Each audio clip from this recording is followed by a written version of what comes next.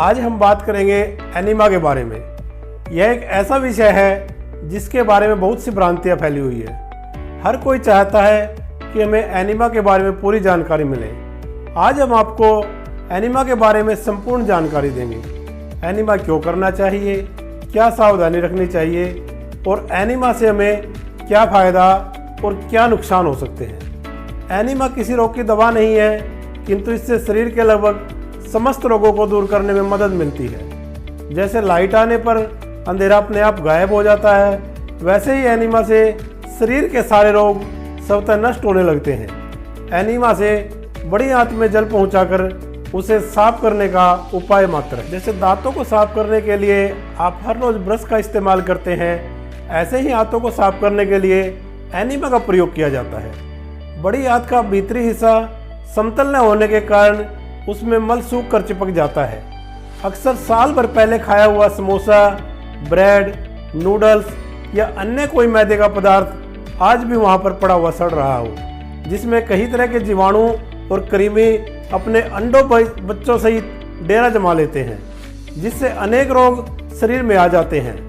Enema लेने से आंतों की सफाई के साथ साथ शरीर का खून भी साफ होता है, जिससे गठिया, बवासीर, खून की खराबी, सांस की बीमारी, सिर दर्द, चक्कर आना, अफारा, खांसी, मुंह से दुर्गंध आना, यकृत विकार, शरीर का फीका पड़ जाना, निस्तेज हो जाना, जीभ में लगातार छाले रहना, स्नायु विकार होना, दाद खाज रहना और मानसिक रोग एनीमा के प्रयोग से मात्र कुछ दिनों में ठीक हो जाता है। पर सबसे पहले एनीमा गर्भवती स्त्री को देने से प्रसव बिना अधिक कष्ट के हो जाता है और नवजात शिशु और मां का संक्रमण होने की संभावना भी कम हो जाती है।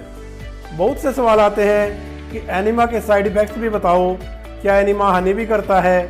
यदि एनीमा को विधिवत किया जाए तो एनीमा सदैव लाभ ही प्रदान करता है और कभी भी हानि नहीं करता, परंतु यदि इसका उपयोग विधिपूर्वक नहीं करेंगे तो हानि भी हो सकती है। कुछ लोग एनीमा लेने से इसलिए डरते हैं क्योंकि वे सोचते हैं कि एनीमा लेने से उन्हें एनीमा लेने की आदत पड़ जाएगी और फिर बिना एनीमा के उन्हें सोच ही नहीं होगा। मगर यह मात्र उनका भ्रम है, क्योंकि आवश्यकता अनुसार विधिवत एनीमा लेने से आदत नहीं पड़ती है। कुछ लोग कहते हैं एनीमा लेने से कमजोरी आ जाती है, मगर यह भी भ्रम के सिवा कुछ भी नहीं है। कुछ लोग पूछते हैं क्या घर पर एनीमा लेना सेफ है? जी हाँ, बिल्कुल सेफ है, मगर आपको कुछ सावधानियां रखनी है।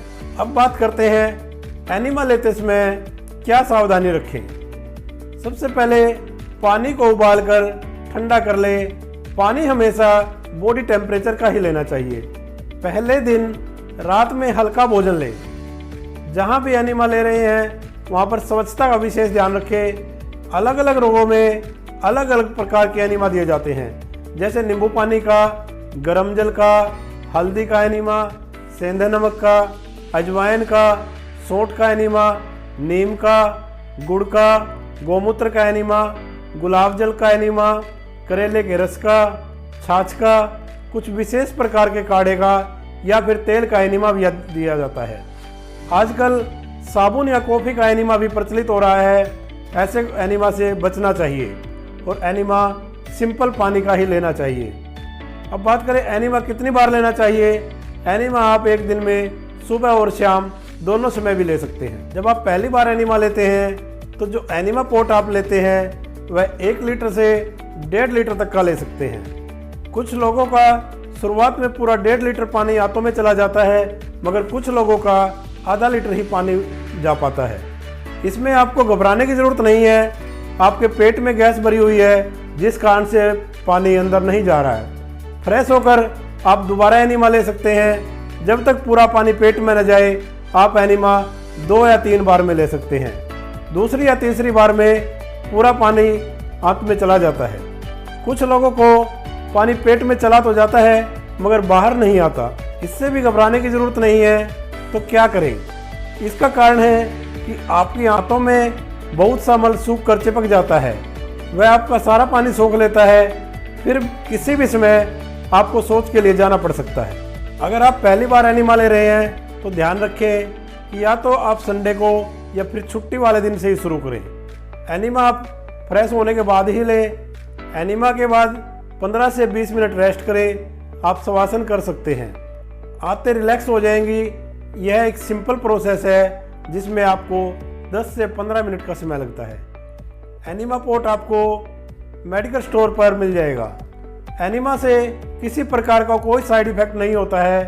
एनिमा सिर्फ बीमार लोगों के लिए नहीं है, हर स्वस्थ आदमी एनिमा ले सकता है। हम जो भी ब्रेड, पराठा, मैदा, नूडल्स, चिप्स, नमकीन आदि बासी खाना खाते हैं वह सालों सड़ता रहता है, और जब आप एनिमा लेते हो तो ऐसा कचरा निकलता है वह ऐसा होगा कि आप देख नहीं पाएंगे। कुछ लोगों में कीड़े भी निकलते हैं। जरा सोचिए, इतना गंदा कचरा अगर पेट में पड़ा है तो क्या उसके साइड इफेक्ट नहीं होंगे? जब आप एनिमा लेते हैं तो आपको पता चलेगा कि हमने जाने अनजाने कितना वेस्ट इकट्ठा कर लिया है, और आप अपनी डाइट का ध्यान रखना शुरू कर देते हैं और सभी बीमारियों से बच जाते हैं। हमने सुनी एक कहानी, कब्ज ही है सब रोगों की नानी। जिनको कब्ज है उनको एनिमा अवश्य लेना चाहिए। जो भी वजन घटाना चाहते हैं, किसी भी प्रकार की डाइट यूज कर रहे हैं, अगर वह डाइट से 3 दिन पहले एनिमा लेना शुरू कर देते हैं तो वेट लॉस में आश्चर्यजनक लाभ होगा। धन्यवाद।